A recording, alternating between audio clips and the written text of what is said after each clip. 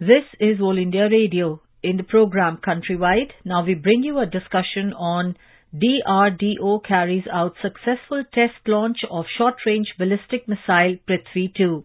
The participants are retired Lieutenant General Sanjay Kulkarni, defense expert, and Rajesh Laikh, AIR correspondent. General, a successful training launch of short-range ballistic missile Prithvi 2 was carried out on January 10 from the integrated test range Chandipur off the coast of Odisha. Would you give us the salient features of this latest launch? Definitely, and thank you very much for inviting me. First and foremost, I think it's an excellent tactical short-range ballistic missile. It's part of our nuclear deterrence, a range of about 350 kilometers. Absolutely, I would say, very effective, precision, accurate, versatile, nuclear tip, and also carries a conventional warhead. So I wouldn't be very, very off the mark if I said it's one of the game changers. Though a lot of people would say, well, why try such a missile when you have very, very advanced technologies? Because this one is a liquid propellant. And most people would say, why have it like that? But all said and done, a missile which has a range of 350 kilometers, I think is an excellent missile. And what more could we have asked for? Because as soon as the warheads are there, because depending upon the warhead, if the warhead is of a lesser quantity, the range increases. But 350 kilometers, when you see it in relation with Pakistan, I think excellent. As part of our integrated guided missile development program, which we had launched in 1983 under the stewardship of our excellent ex-president Shri Abdul Kalam, who was one of the top scientists that we had. And therefore, trials of these have been carried out. Even the night trials of it have been carried out. 2018, 2019, 2022, as late as June. And they were very successful and met all training and the trials parameters of it perfectly fine. So how is it good or better than the BrahMos or the Pralay that we already have? A different one. These are more of a tactical short-range ballistic missile. And, well, it can be used also as a part of nuclear deterrence. Well, these are all basically more of the first generation than the one that we have, BrahMos. Now, BrahMos is a fantastic missile. Now, BrahMos is a cruise missile. And in compared to that, of course, it's a very different kind of a thing. But notwithstanding that, as a part of the tactical ballistic missiles for the tactical commanders, there's nothing better than that. Because the subsequent ones, you can say BrahMos, you could say Pralay, or the Prahar one, they'll go into the context of having what we were visualizing, and the ex-CDS also, General Rawat always felt that we could have a rocket force. So that forms a part of the rocket force. And also BrahMos also has, both adapted for the Army, adapted for the Air Force, and adapted for the Navy. Similarly, we have these missiles also, which are adaptable to all kinds of things. But as we always have felt that Prithvi 2 is a tactical ballistic missile. Since it's part of a nuclear deterrence, we must go ahead with it. What, according to you, are the main characteristics of Prithvi 2 and how relevant it is to the overall defense scenario of the country? See, what happens is most of the missiles we have all kinds. Like we'll have, say, now that we have Prithvi, which is basically, I would say, since Pakistan is totally India-centric, and we have emerging challenges coming from China, and most of the equipment that Pakistan has comes to them from China. Pakistan has the ability to store its equipment in China, call for it in its whenever it is required for. So I think even the CBMs that are there with Pakistan, there's a tremendous amount of trust deficit that exists between the two. In that context, when Pakistan looks at, say, strategic parity, survival threat at all points of time, I would say that Prithvi 2 primarily has a tremendous amount of commonality of parts, even with K series of our missiles. And launching is one part which requires a lot of precision. So we continue to use Prithvi 2 as a launch part of it. It can be moved from place A to place B. It can be quickly transported, erected, launched. Well, Prithvi has also its advantages, and advantage, it has relevance even till date. Prithvi 2 has a range of around 350 kilometers and can carry 500 to 1,000 kilogram of warheads. You did touch upon it, but how effective is it against Pakistan or China? The Pakistanis have what they call it the Hataf-9. Now, they had these Hataf-9 missiles primarily subsequently come up basically to counter what you call the mechanized forces. So we had the Prahar come up to that. Now, Prithvi 2, which has its own characteristics because, as you said about propellant part, now in Prithvi 3, we have both what you call as a solid fuel and the liquid fuel. Primarily, the users are Navy, which gets christened as Dhanush, whereas the Prithvi 2 is a missile which came into force. Primarily, the users were the Indian Air Force, and Prithvi 1, which had a range of 150 kilometers, was primary users were the infantry, the army, primarily because of its tactical utility.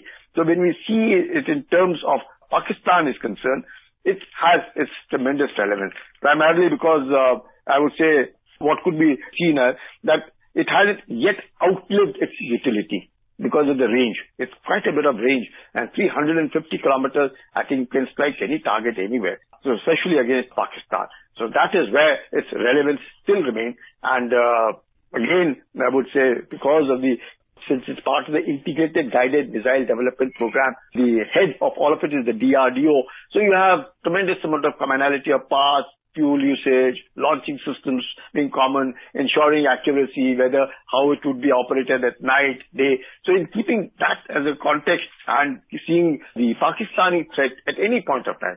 Now, when it concerns China, of course, these are all first generation missiles that we're talking about, Prithvi 1 and 2. And this has a twin engine, basically a liquid propellant. The Chinese are far more advanced, but China uses Pakistan to, be a troubleshooter and trouble creator in India. In that context, when we see that Pakistan is being used by China, because virtually I would call it a surrogate state, and in that context, when we have this kind of a nuclear deterrence available, and now when we are having troops almost, could say, where they're on eyeball to eyeball at many places, not very far away from the LAC, I think these kind of missiles, very accurate and precise. With the successful launch, how is it going to shape our defense capabilities? See, what happens is, all of it is all basically a question of deterrence. And a deterrence which just not on paper, but a deterrence which is very, very effective, very lethal, and being a tactical short-range ballistic missile. And more than anything else, it has the ability to carry both the nuclear warhead and also the conventional warhead. And it has these kind of, and when it is with sort of clubbed with BrahMos, when it is clubbed with Pralay, when it is clubbed with Prahar, I think all of it has something which can virtually act as a total deterrent. And I will not, any point of time, I would rather go in for it, primarily because of its reliability, accuracy, and its robustness. And such missiles are available. They're timely tested. We've been testing them all along, ever since 1996 that they are in there, and which has a commendable range. 350 kilometer is a very good range for a tactical short-range ballistic missile. And again, when we look at Pralay, which has between 60 and 150 kilometers, then you have this, then you have the Prahar, which is in between. I think we should go in for it, and I would rather go in for as part of a nuclear deterrence even today. Okay, Prithvi 2 was developed or has been developed by the Defense Research and Development Organization, D.R.D.O, under the Integrated Guided Missile Development Program. General, how much of indigenous technology has gone into it?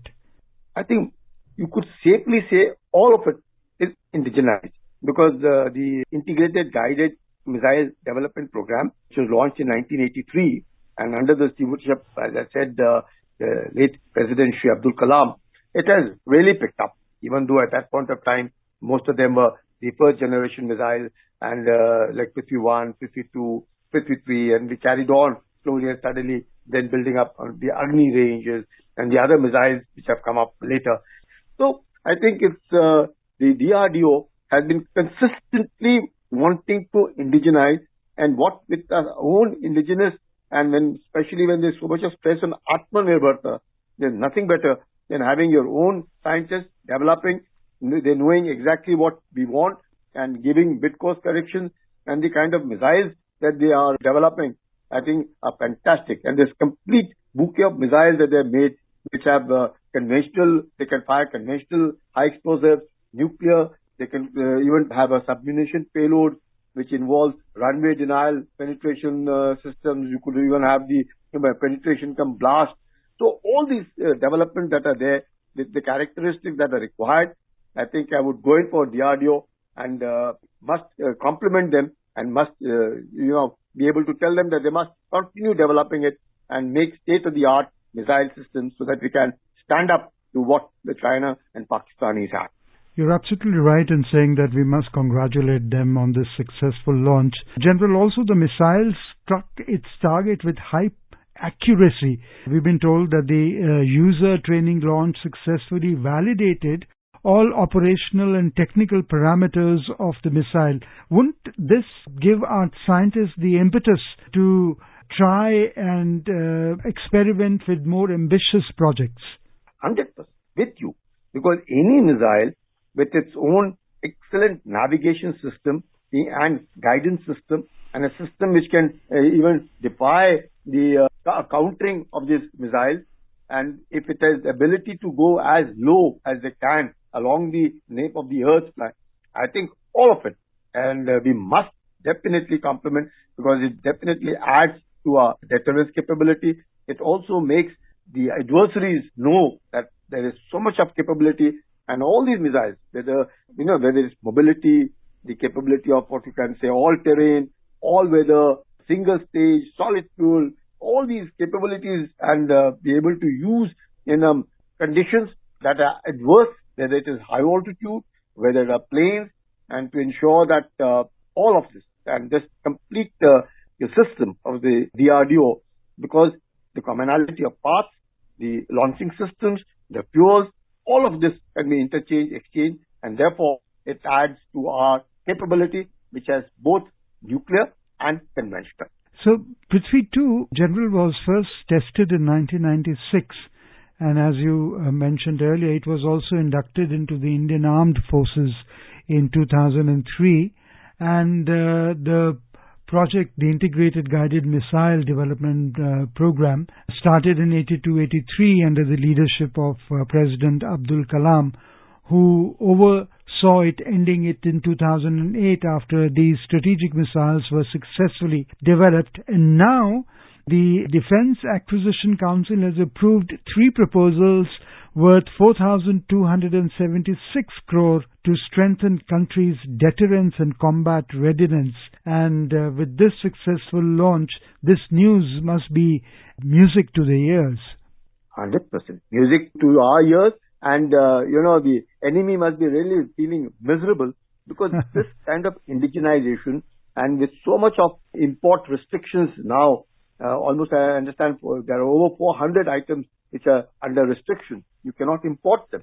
And in that context, when you have these kind of missiles being developed, various kinds of ammunition being developed, various kinds of satellites being developed, kinds of radars being developed, kind of various platforms being developed, adaptation of your BrahMos missile from air, from naval, and the air is concerned, various kinds of missiles, tactical short-range missiles to nuclear-tipped missiles, all of it adds teeth to the armed forces.